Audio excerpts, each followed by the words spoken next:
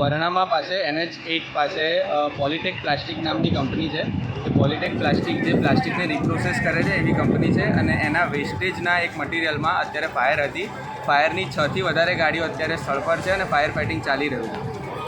આગ શેનો કચરો હતો જે એમાં આગ લાગી? પ્લાસ્ટિકને રિપ્રોસેસ કરતાં એમનું જે વેસ્ટેજ મટીરિયલ હોય એ તે બહાર ભેગું કરેલું હતું, એમાં ફાયર થઈ ગઈ. કેટલી કંપનીઓમાં લાગે? ટોટલ એક જ કંપની છે અને એની પાછળ જે એમનું વેસ્ટેજ મટીરિયલ હતું એમાં ફાયર હતું. કઈ રીતે આગ લાગી એ ખબર પડી છે? નહીં, જે આગનું કારણ હજી કોઈ પણ પ્રકારે જાણવા મળ્યું નથી. ફાયર ફાઇટિંગ ચાલી રહી છે, મોસ્ટલી ફાયર કટ ઓફ થઈ ગઈ છે. અત્યારે કુલિંગ પ્રોસેસ કરી રહી છે. વડોદરા ફાયરની 4 ટીમો અત્યારે હાલ લાગેલી છે.